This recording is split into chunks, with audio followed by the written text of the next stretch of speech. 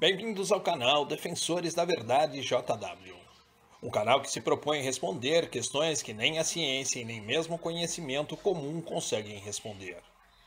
Neste vídeo, denominado Por que nós morremos?, iremos considerar os fatores cruciais do porquê, segundo os quais a Bíblia nos informa, nós, seres humanos, estamos fadados a este fatídico destino, do qual ninguém escapou até hoje. Iremos considerar também onde se encontram os que se foram e se há alguma esperança de que estes venham a receber suas vidas novamente. Bem, segundo a ciência, a morte biológica acontece quando algum órgão vital ou vários deles param de funcionar, o que faz com que o sangue não oxigene mais as células que compõem o corpo, principalmente as células cerebrais, que são mais sensíveis à falta desse importante nutriente. Uma vez faltando o oxigênio no cérebro, este vem a deixar de funcionar. O cérebro parando, todas as funções do corpo deixam de funcionar, incluindo os pensamentos da pessoa. Mas como descreve a Bíblia o processo da morte? Vamos ler o texto de Salmos 146, 3 e 4, na versão Almeida, Revista e Corrigida, que nos diz: Não confieis em príncipes nem em filhos de homens, em quem não há salvação. Sai-lhes o espírito, e eles tornam para sua terra. Naquele mesmo dia, perecem os seus pensamentos. De forma sucinta, a Bíblia nos mostra que está de acordo com a ciência neste quesito. Quando sai o espírito da pessoa ou sua energia vital, seus pensamentos perecem ou morrem, e a pessoa deixa de existir qual ser humano. Um conhecido filósofo francês que viveu no século XV formulou uma célebre frase que resume o que é viver. Ele disse: Penso, logo existo. Essa frase corrobora com a ideia da Bíblia de que, quando alguém tem sua capacidade de pensar cessada, este alguém deixa de existir ou morre. No livro de Eclesiastes, no capítulo 9, versículo 5, o sábio rei Salomão descreve a condição dos mortos. Pois os vivos sabem que morrerão, mas os mortos não sabem absolutamente nada. Nem tem mais recompensa, porque toda a lembrança deles caiu no esquecimento. Em João 11, do 11 ao 14, Jesus nos esclarece em que condições a pessoa permanece depois que morre. Vamos ler o texto. Depois de dizer isso, ele acrescentou: Lázaro, nosso amigo, adormeceu, mas eu vou lá para acordá-lo. Então os discípulos lhe disseram: Senhor, se ele está dormindo, ficará bom. Jesus, no entanto, havia falado da morte dele, mas eles imaginavam que estivesse falando do sono natural. Então, Jesus lhes disse claramente: Lázaro morreu. Perceba que tanto Salomão como Jesus associam a morte a uma condição de inércia, de impotência física e mental. Eclesiastes disse que os mortos não sabem de absolutamente nada. Já no texto de João, Jesus associou a morte ao sono, a condição de quem dorme. Quando alguém dorme, não percebe o que acontece à sua volta, está inconsciente, inativo. De forma óbvia, a Bíblia mostra que a morte é o oposto da vida. Em vida, estamos conscientes do que se passa à nossa volta e reagimos a esse estímulo. Mas quando mortos, estamos totalmente inconscientes, como que dormindo. Deixamos de existir. Mas de onde vem a ideia de que algo se desprende do corpo na ocasião da morte para viver num plano espiritual? Essa é mais uma ideia defendida por Platão, dentre muitos outros filósofos que acreditavam em uma alma imortal. Mas o que diz a Bíblia a respeito? Vamos ler agora o livro de Ezequiel, capítulo 18, versículo 4, na versão Almeida, Revista e Corrigida. Eis que todas as almas são minhas, como a alma do Pai, também a alma do Filho é minha. A alma que pecar, essa morrerá. Como explica a Bíblia, a alma é mortal. Ela morre. Consideremos o texto de Gênesis 2:7, que na versão Almeida Revista e Corrigida nos diz: E formou o Senhor Deus o homem do pó da terra, e soprou em seus narizes o fôlego da vida. E o homem foi feito alma vivente. À luz do texto, podemos concluir que nós morremos quando a alma morre, pois a alma é o que somos, não o que temos.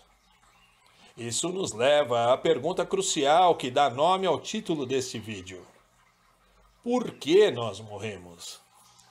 Como sabemos, existem várias formas de morrer: doenças, acidentes, assassinatos. Mas o que está por trás dessa pergunta vai além do que nos acontece de acordo com a nossa natureza mortal. A Bíblia explica o real motivo pelo qual não temos nossa vida preservada pelo Criador, porque Ele permite que desçamos ao túmulo. Vamos nos reportar ao livro de Gênesis, quando do princípio da criação do homem, para tentar entender. Depois de ter criado o homem, Deus o informou que esse não devia comer do fruto de uma determinada árvore, pois se comesse do fruto dessa árvore, o homem morreria. O que Deus queria com isso? Testar o amor do homem por seu Criador. Vale lembrar que toda relação de amor exige provas de amor.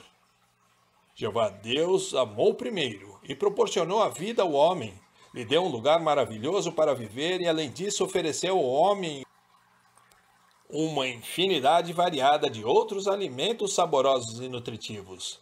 Bastava ele não comer daquele fruto específico, que ele estaria demonstrando gratidão e retribuindo o amor por tudo aquilo que seu pai havia lhe dado. Mas a história bíblica nos mostra que não foi bem assim que aconteceu. Agindo de maneira egoísta, o primeiro homem e sua esposa resolveram desobedecer ao Criador e acabaram por receber o castigo devido por sua rebeldia. Vejamos qual foi o castigo por lermos o livro de Romanos 5,12, que diz: É por isso que, assim como por meio de um só homem o pecado entrou no mundo, e a morte por meio do pecado, e desse modo a morte se espalhou por toda a humanidade, porque todos haviam pecado. Para tornar mais claro o porquê nós estamos condenados à morte, vamos ler o mesmo livro de Romanos, agora no capítulo 6, versículo 23. Só a primeira parte que reza: Pois o salário pago pelo pecado é a morte. Sim, ao pecar contra Deus, o primeiro homem, Adão, foi condenado à morte, transmitindo essa herança maldita a nós, os seus descendentes. É como se adquiríssemos de Adão uma falha genética hereditária que impreterivelmente iria acabar com a vida de todos em algum momento. Mas o que o pecado tem a ver com isso? Pecar é infringir a lei de Deus. Quando Deus formou Adão do pó do solo e lhe deu vida, ele produziu uma criatura perfeita, com capacidade para combater qualquer tipo de doença e assim poder viver eternamente. Isso fica explícito na ordem que deu ao homem, que esse só morreria se comesse do fruto proibido. Se o homem não tivesse comido, estaria vivo até hoje, não seria castigado, pois não haveria pecado. Bem, uma vez tendo cometido o pecado, para que morresse, Deus teve de alterar a condição genética do homem para que esse definhasse até a morte. O homem agora já não era mais perfeito em sentido físico e mental. Acontece que, quando perfeito, o homem tinha total controle das suas ações, pois sua mente era perfeita. Portanto, se pecasse ou infringisse a ordem dada, o estaria fazendo de forma deliberada.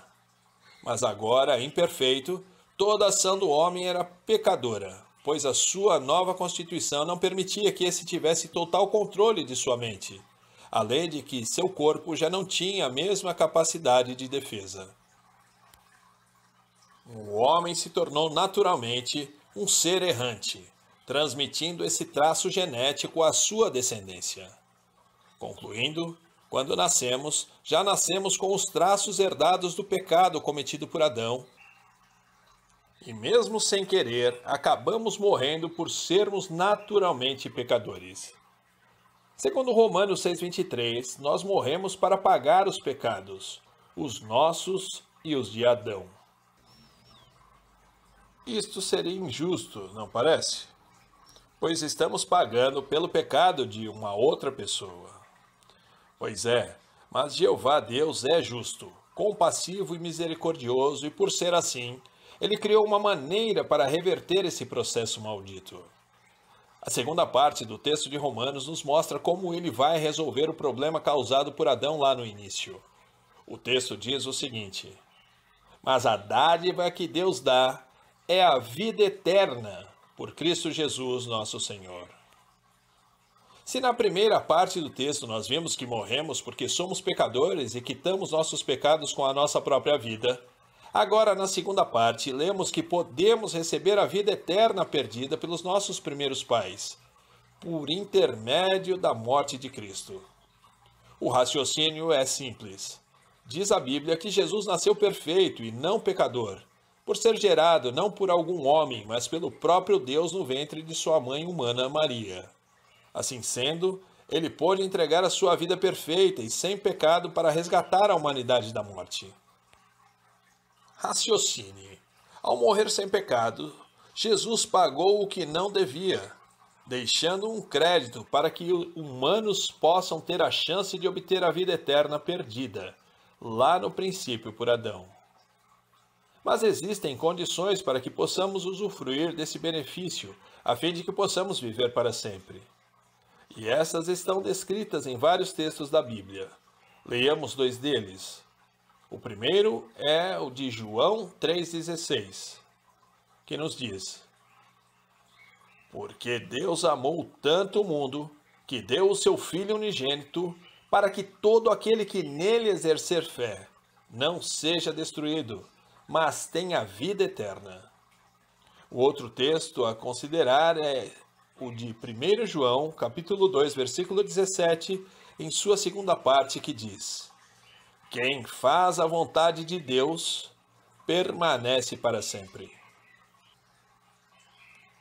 Pois bem, para vivermos para sempre, precisamos acreditar no que Cristo nos falou a respeito de si mesmo e do Pai, e fazermos a vontade de Deus, diferente do que fez Adão. Isso diz respeito também àquelas pessoas que Jesus prometeu ressuscitar quando da sua volta para reinar sobre a terra. Respondendo então à pergunta do porquê nós morremos, concluímos que é por causa da condição imperfeita decorrente do pecado de Adão, que torna nosso corpo suscetível à morte, pois nos tornamos pecadores. Portanto, façamos o máximo para sermos achados por Jeová e Jesus como dignos para ganharmos a vida eterna por fazermos a sua vontade. Queremos agradecer por sua presença em nosso canal e dizer que é um enorme privilégio ter você aqui. Seguem abaixo, no comentário fixado, alguns links para maior aprofundamento da matéria considerada. Segue também nosso endereço de e-mail caso queira nos contatar. Gostaríamos de pedir, por gentileza, que deixe seu like, que deixe seu comentário, que se inscreva em nosso canal e que divulgue nossos vídeos em suas redes sociais, a fim de que nossos vídeos alcancem mais pessoas. Você se interessa por assuntos bíblicos? Gostaria de obter um estudo totalmente gratuito, com um instrutor particular, na hora e local que desejar, sem nem mesmo ter que pagar o material didático?